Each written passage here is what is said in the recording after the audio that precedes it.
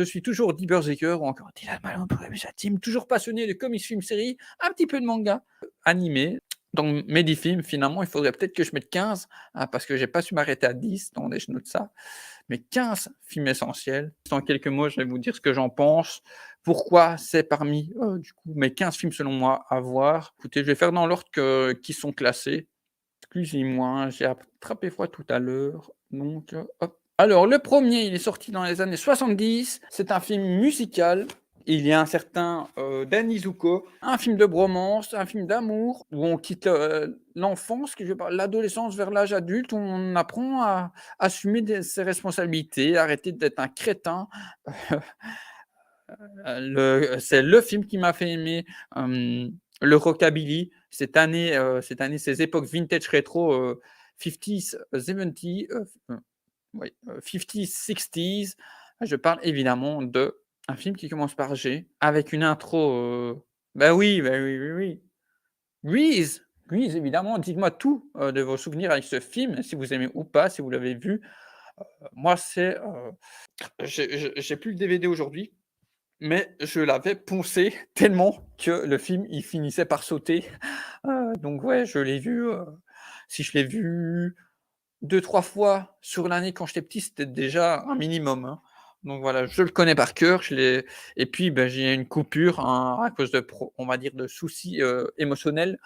Voilà, parce que ça parle quand même, d'amour, hein, et pas que de bromance. Je l'ai plus revu pendant quelques années et puis finalement j'ai su retourner vers ce film, il y a 1 an ou 2 et j'aime toujours autant, quoi. D'ailleurs, il y a une série qui est sortie sur, Paramount qui finalement, malheureusement, a été arrêtée comme, pour Netflix. C'est-à-dire que quand une saison 1 ne fonctionne pas, je comprends quelque part, ils ne veulent plus financer par peur, hein, que ça ne fonctionne que ça n'attire pas davantage de gens et qu'ils perdent de l'argent.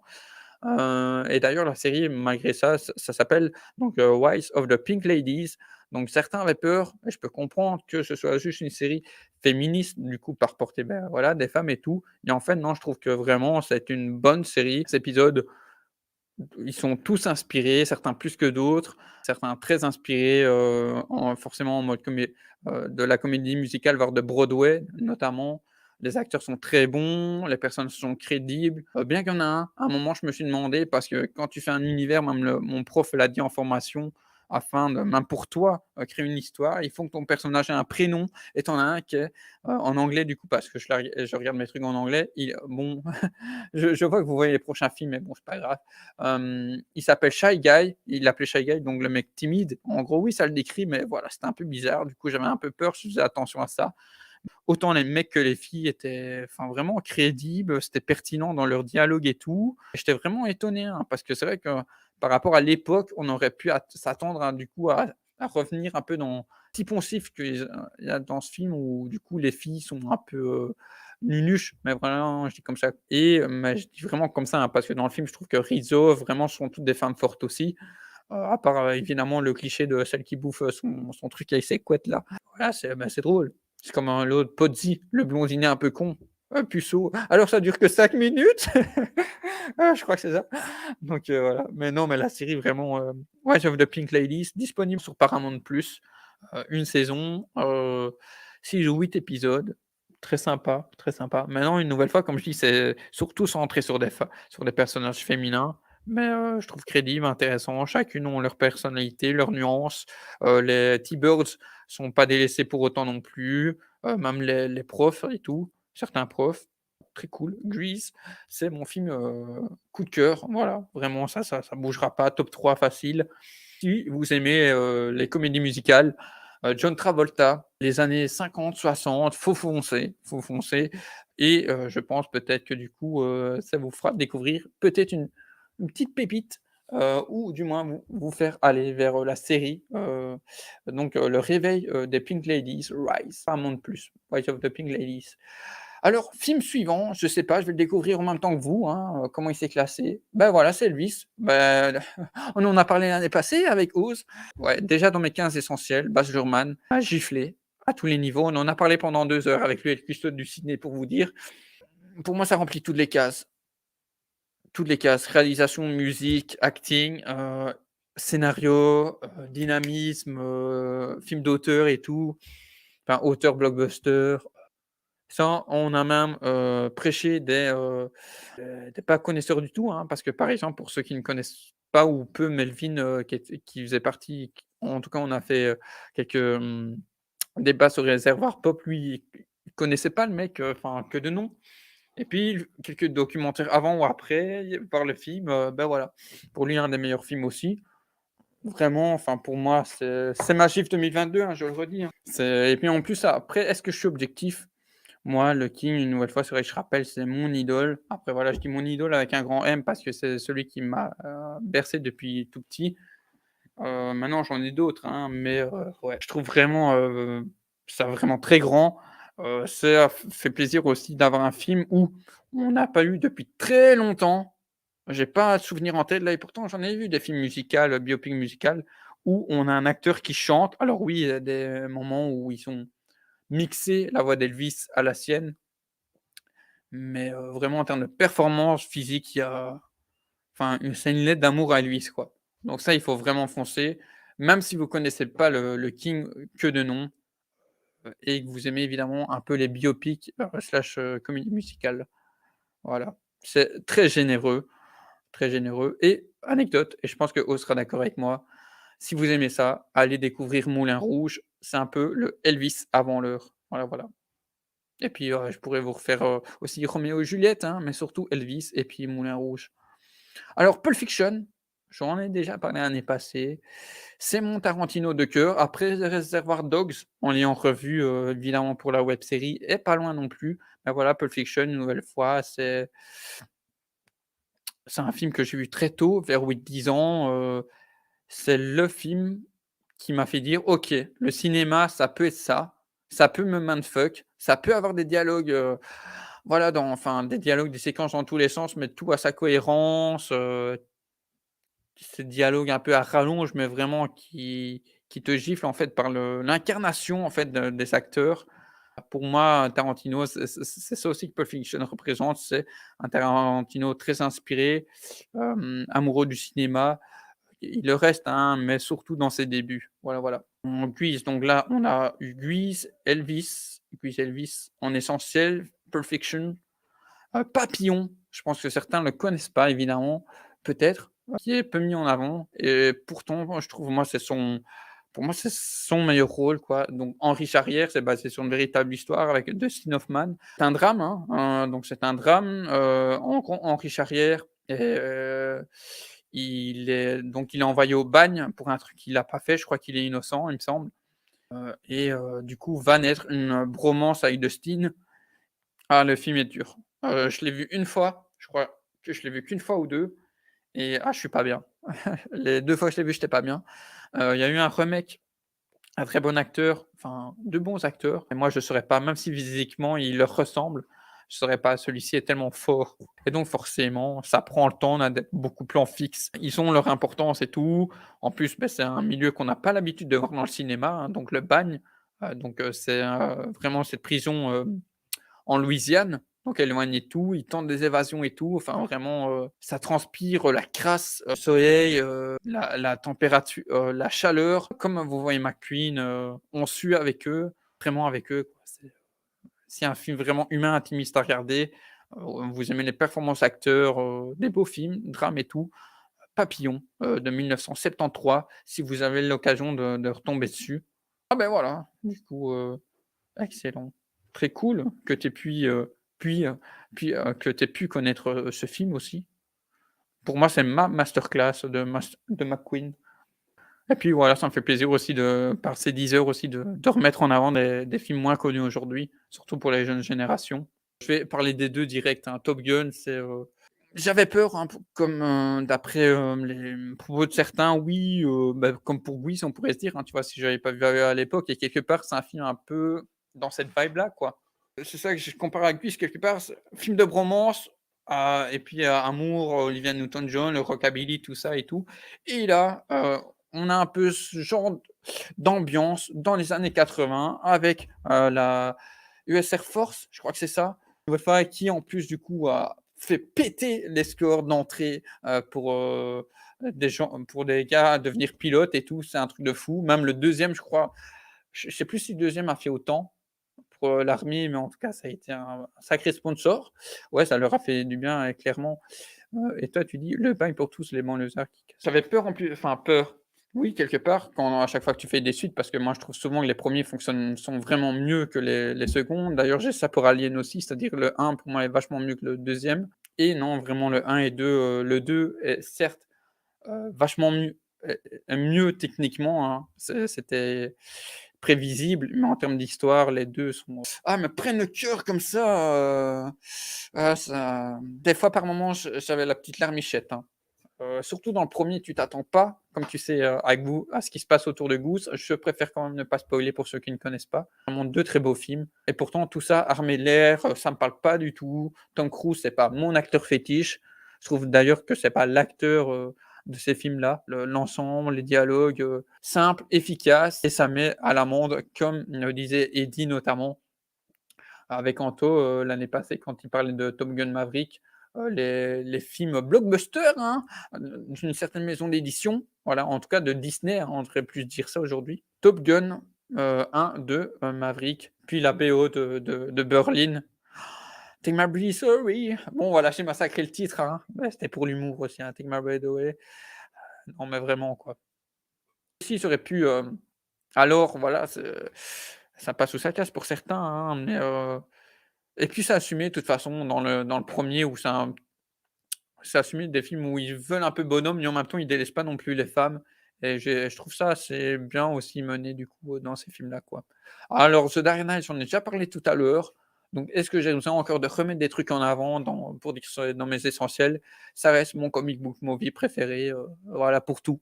Alors que je sais que c'est pas le Batman avec un grand B, l'ensemble fait que ouais, Joker et Heath Ledger, le fait que ce soit un très bon thriller polar et tout, alors, voilà, par exemple, il y a un truc qui me fait rire, c'était, j'ai vu vite fait, ça passait dans mon YouTube, Catherine Debache, qui parlait c'était une rediffusion, d'un de ses lives Twitch où il parlait justement, notamment de la séquence où, de l'interrogatoire.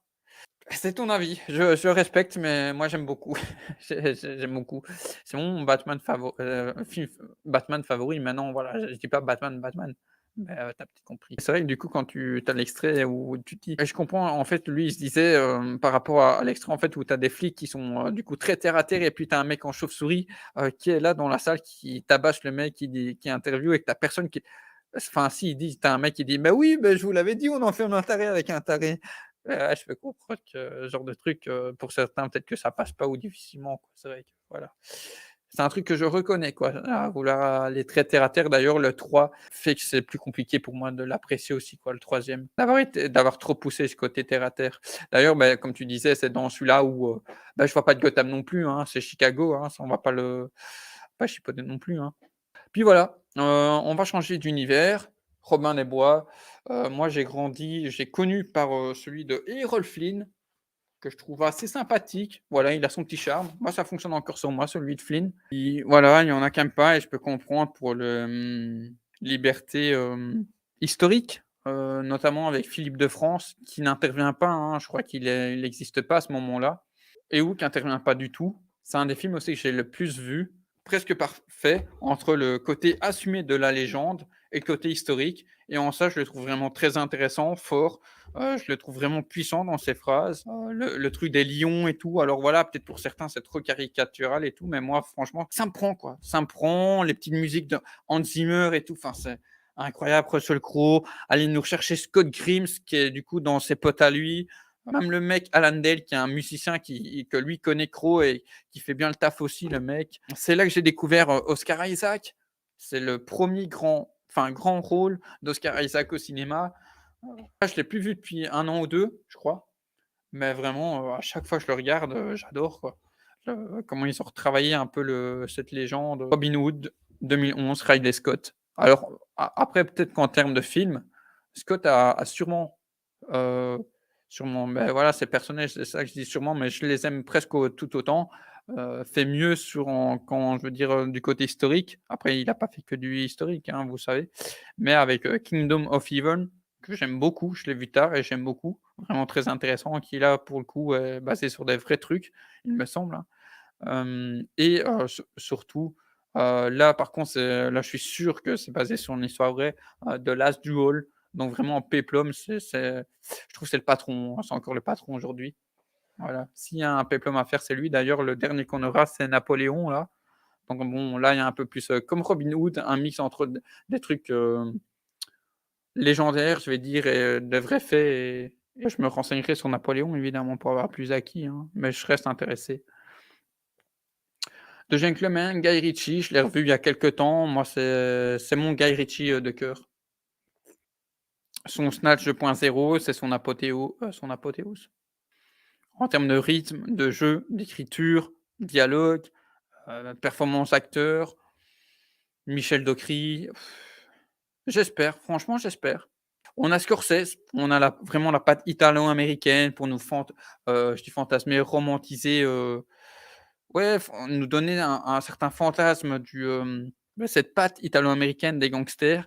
Et puis tu as Guy Ritchie qui arrive avec, son amour du Royaume-Uni, sa culture. Et aussi celle-là que je dis son amour, on voit que du coup, c'est un film beaucoup plus riche à ce niveau-là aussi, qui m'apprend des choses, et qui me fait dire aussi: «Oh putain, j'ai envie de retourner à Londres, quoi. J'ai envie de bah regarde, j'ai un survêt, j'ai envie d'avoir cette coupe à la Colin Farrell, quoi». Non, mais vraiment, c'est excellent, quoi. Enfin, moi, j'adore ce rythme, cette maîtrise, ce style-là, quoi. Bah, je pense que tu pas surpris non plus, hein. Je tentais de faire des petits trucs comme ça, mais voilà, il faut que je me trouve aussi en termes de réal. Ocean's Eleven, je pensais pas du tout, au départ le mettre, et puis je me suis dit: «En fait, ouais, c'est le GOAT en France. Ah d'accord, OK». C'est vrai que j'avais beaucoup entendu de gens en parler, mais, enfin de la personnalité, mais d'accord. Eleven, et puis je me suis dit: «Allez, finalement je le mets parce que c'est un film que j'ai vu début de mon adolescence». Ça me fait rire, j'ai la fâcheuse. Attendez, pourquoi je prends voilà, ça, Ocean's Eleven. Donc j'ai appris très tard que, ce monsieur, je vais vous la mettre ici, George Clooney, a remaké, a réadapté, c'est quoi Las Vegas, je sais plus quoi, que j'ai vu il y a 1 an ou 2, qui est sympathique, hein, mais surtout de rythme, qui manque surtout de rythme. Et lui, il est arrivé avec Soderbergh, qui nous a fait un truc un peu, comic books, avec ce découpage, ces plans, comment je vais dire? On a ça aussi dans, un film avec, McQueen, Thomas Crown, ouais, vraiment c'était, ouais, comme une planche en fait. C'est un nom, hein, je l'ai plus là, et vraiment l'ensemble réal, écriture, jeu, c'est un des meilleurs rôles de clown que j'ai vu aussi, depuis Urgence notamment. C'est là que moi j'ai découvert, peut-être comme certains, Matt Damon, le film de casse par excellence, quoi. Pour tout, écriture, acting, Brad Pitt, quoi, Brad Pitt. Le duo Brad Pitt-Clooney, ça fonctionne du tonnerre. Donc j'aurais dit quand même, pour ceux qui ne connaissent pas, ou remettre dans le bain, Ocean's Eleven, le début finalement d'une trilogie, Ocean's 12 et 13. Dans les derniers d'ailleurs, Vincent Cassel apparaît. Les plans sont prêts, les règles du jeu sont claires. Si tout va bien pour Danny Ocean, donc là comme dans la version en film original, et ses comparses, leurs audacieux braquages du casino devraient leur rapporter la coquette somme de 150 millions de dollars à partager entre 11 hommes. Le compte est vite fait. Steven Soderbergh, plusieurs fois couronné aux Oscars, mais son talent unique au service d'une étonnante distribution pour cette chaude comédie de gangsters dans lequel la célèbre Las Vegas brille de tout son éclat. Et ça aussi, la manière de filmer les décors, c'est magnifique. La reproduction des casinos et tout, même sans y aller, tu crois à mort. Heu, Même je crois que quand ils disent, hem, par exemple, quand le Bellagio a failli être dévalisé, évidemment, je sais pas si, j'ai l'impression qu'il y a un mix entre des images d'archives et en même temps de la mise en scène, parce qu'il me semble quand même qu'il y a du vrai là-dedans, pour le peu que j'en sais aussi de tout ça. Je dis: «Il me semble» parce que des fois je regarde des vidéos, et comme des fois je bouffe tellement d'informations, voilà. Donc je redisais, George Clooney incarne le charmant Danny qui dirige la bande et qui concocte le casse du siècle, c'est-à-dire vider le coffre-fort de 3 casinos. C'est pas un hasard si l'impitoyable Terry Benedict, Andy Garcia, qui a un faible pour l'ancienne épouse Julia Roberts de Danny, est le propriétaire de ces 3 machines à fric. Ajoutez ici un arnaqueur parfait, Brad Pitt, un pickpocket, Matt Damon, un croupier de blackjack professionnel, Bernie Mac, ça vous parlera peut-être moins cet acteur, un flambeur Carl Reiner, et j'allais dire Kyle Rayner, évidemment le Green Lantern et d'autres encore et obtenez-vous un chef-d'œuvre bourré de suspense, humour et romantique. Je trouve que tout est dit, c'est vraiment ça, suspense, humour, romantisme, ouais. Ocean's Eleven, à voir les petits mecs. Je vous laisse là, voilà pour, et une production Warner Bros, évidemment. On soutient la Warner. On soutient surtout les scénaristes, gens qui travaillent sur les effets spéciaux, acteurs et tout, avec ce qui se passe pour l'instant, à Hollywood, hein, notamment. C'est bien aussi que, voilà, par ces trucs, je vous remette en avant, comme je disais, des petits films. Alors, Détroit, bon là, je j'ai pas fait attention, c'est l'affiche allemande. Détroit, Catherine Bigelow. Catherine Bigelow, qui c'est? Elle a fait Point Break, donc voilà, je pose ça là. Strange Days, qui est un peu moins connu et qui pourtant est un très bon film, qui met un peu mindfuck. Donc Strange Days, c'est un film, un peu de SF avec Ralph Fiennes, Angela Bassett. Peter, je sais plus comment, c'est une tête connue aussi, de ces films des années 80-90 qui joue un méchant dans The Mask, qui joue du coup je crois que c'est lui le flic pourri du film, Strange Days. Bref, Catherine Bigelow, excellente actrice, actrice réalisatrice, ex-femme, entre autres, de James Cameron. C'est comme ça aussi que par ce mariage qu'elle a appris du métier en étant productrice avec lui et du coup, un jour, elle fait Détroit, donc moi, en fait, tout ce qui est violence, déjà, ça me parle parce que c'est des choses malheureusement que j'ai connues durant ma jeunesse, d'être victimisé, tout ça et du coup, quelque part, je pense que c'est ça aussi qui me touche fortement, dans les films, séries qui parlent de ça. Mais j'en regarde pas beaucoup, hein, c'est pour ça, et même documentaires, mais c'est pour ça que je dis j'en regarde pas beaucoup, pour la dureté que c'est. Donc les violences, raciales.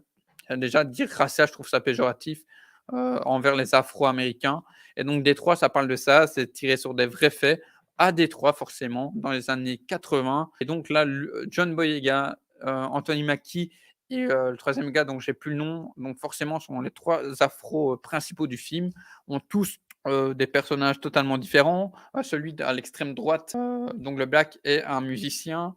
L'autre, Mackie, c'est un mec qui va se trouver là, au mauvais endroit, au mauvais moment, à peu près comme lui, quelque part, voilà, pour pas vous en dire plus et Boyega, c'est un officier, qui va se trouver non loin des rues jusqu'à amener à l'événement qui va vraiment, percuter, cette histoire et Will Poulter, qui joue malheureusement Adam Warlock dans Gardiens de la Galaxie, 3 entre autres, mais surtout dans d'autres bonnes productions comme Dopsic qui traite des problèmes, enfin de oxycodine, voilà, du truc de l'oxycodine, Dopsic sur Disney. C'est paradoxal par Disney.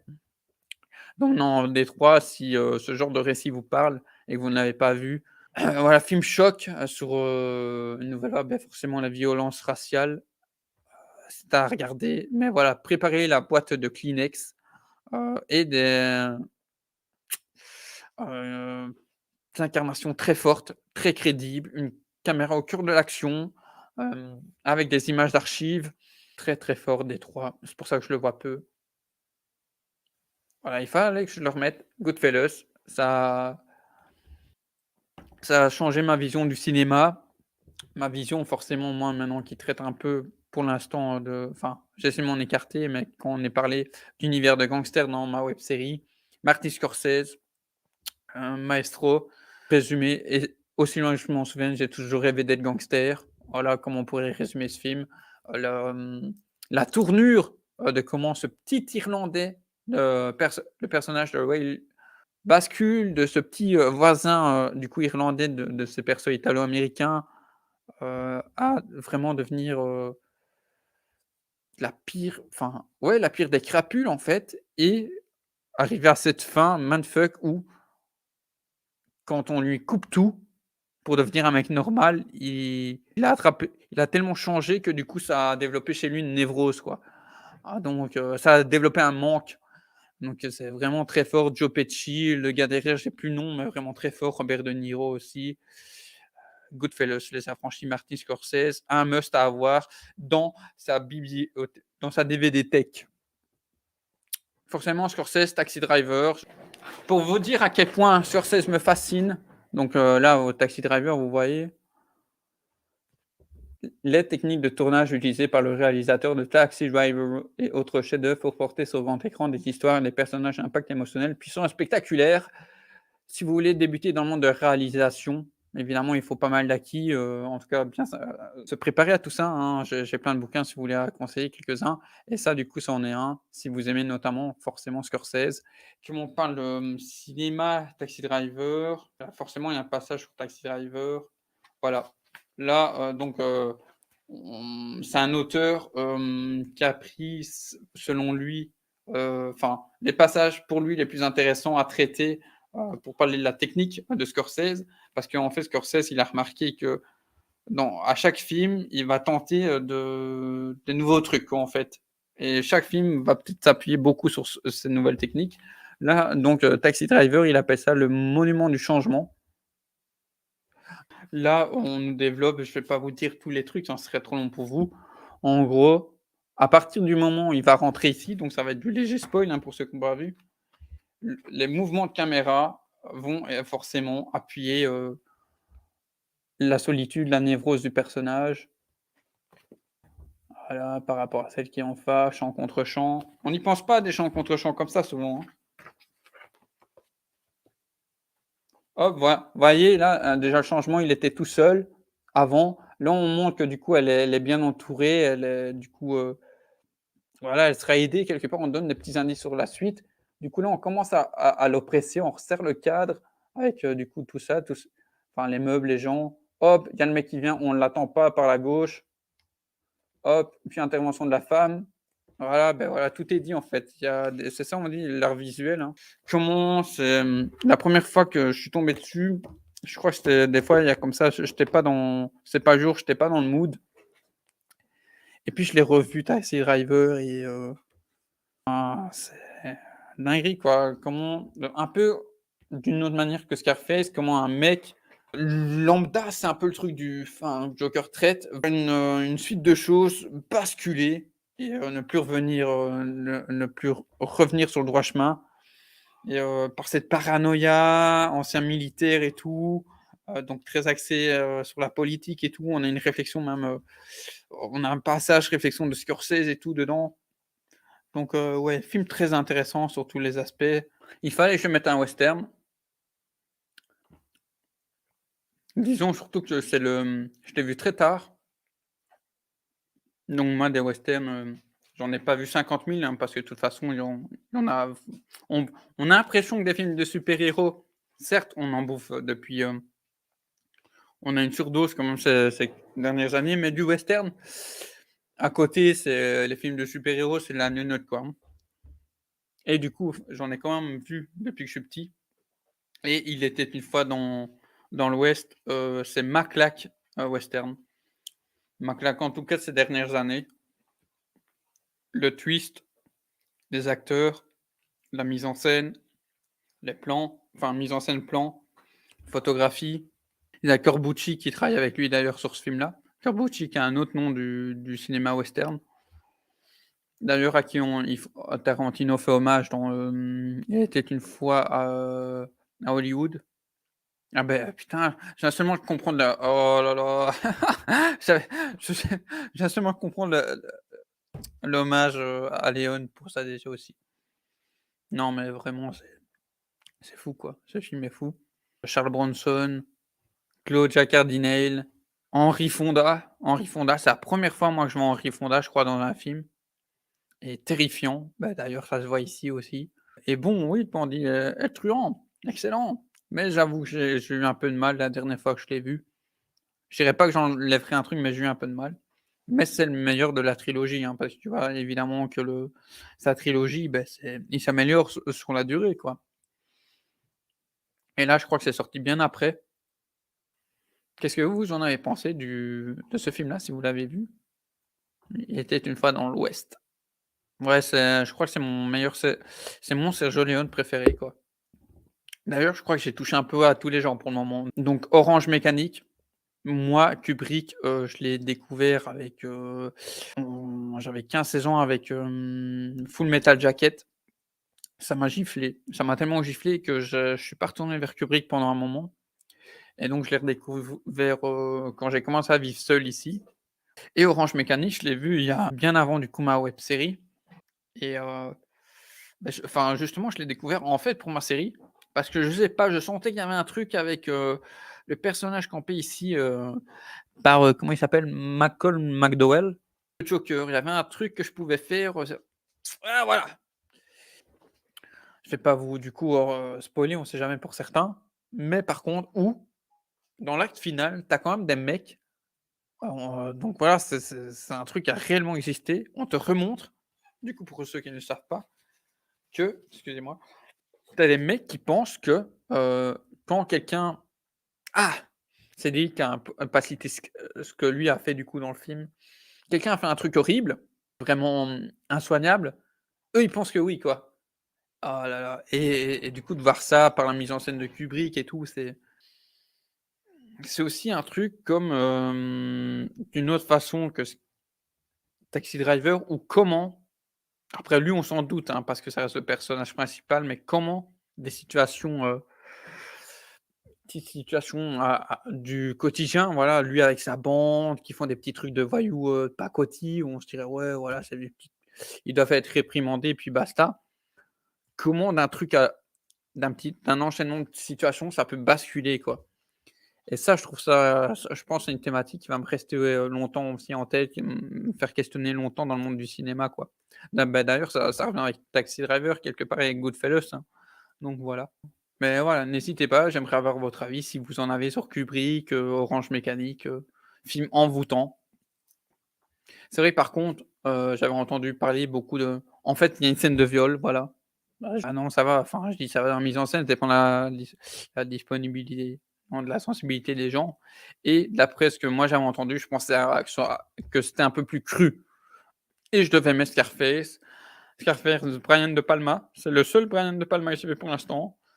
Al Pacino, c'est la première fois que je le vois je l'ai vu dans un film. Chez le Piaffer, bah, que je retrouve après Batman Returns, Le monde est à nous. Là aussi, même thématique, la déchéance d'un mec, petit à petit. Bon, lui, il y a déjà des codes aussi, hein, c'est-à-dire que, si on comprend bien, c'est un il a été en tôle, donc il a fait des trucs pas très nets, et cetera. Donc, Scarface, les enfants, là, je pourrais pas te citer tous les trucs, hein, mais, je le connais pas encore par cœur. Je sais que Joseph Ali Daisy Jones, lui, c'est, son film de niche. Lui qui l'a vu dans plein de langues apparemment. Mais Scarface, ouais, c'est le genre de film comme, bah, tous ceux que je vous ai cités, enfin, comme la plupart dont je vous ai cité, surtout les derniers. Une fois que tu le regardes, il va te hanter, j'ai envie de dire toute ta vie, quoi, tu vois? C'est des films que je dois vraiment prendre le temps, d'étudier, d'analyser, tu vois, chaque séquence et tout. Parce que tout est intéressant, tu vois, quand tu veux être dans quand tu aimes le cinéma, quoi. Scarface, De Palma, film de gangster. Excusez-moi de parler à bouche pleine. Film, où un mec se fait bouffer par, c'est aussi qui me hante, en fait, c'est ça, cette thématique-là. Comment un mec par son ambition va se faire bouffer, quoi. Stanley Kubrick. J'essaie aussi, c'est pour ça, de diversifier les réalisateurs aussi, si vous n'avez pas remarqué, un petit peu les films. Mais voilà, vous voyez bien que globalement, ça tourne autour de psychose, de thrillers et cetera, de films durs, dramatiques. Voilà, ça me parle, hein, je suis névrosé, qu'est-ce que vous voulez? J'aime bien Batman déjà. Ouais, des films qui ont de la mise en scène, du boulot. Taxi Driver, Goodfellas. Quels seraient vous, en quelques mots, vos 5, peut-être 5, 10 films essentiels? Est-ce que vous êtes d'accord avec mon «classement» entre guillemets? Détroit, Catherine Bigelow, Top Gun 1 et 2, Ocean's 11, surtout le premier. J'aime bien les autres, mais surtout le premier. De Gentleman, Guy Ritchie, Peplum, Russell Crowe, The Dark Knight, Maverick, Papillon, à voir, redécouvrir si vous ne connaissez pas, hein, avec l'excellent Steve McQueen et Dustin Hoffman, brillant Dustin Hoffman. Pulp Fiction, je crois que ça parle de fiction de pulp, hein, je pense, hein, voilà. Elvis, on en a parlé. Si vous avez le temps, La Passion, mais vous regardez quand vous savez, hein, on en a parlé avec Oz et le cuistot du ciné l'année passée. Donc vous mettez quand vous êtes sur ma page, dans la petite barre de recherche à droite, Elvis, boum, vous avez, l'émission de 2 heures, sans spoil au début et puis avec. Et puis Grease. Voilà, tout simplement. Mon film, ma Madeleine de Proust. Voilà. Oui, Scarface, Scarface, la phrase connue. Alors, ne juge pas mon acting, ne jugez pas, je suis pas, waouh, profession. Alors, Mané bon déjà là, je rien qu'à le faire, je surjoue déjà.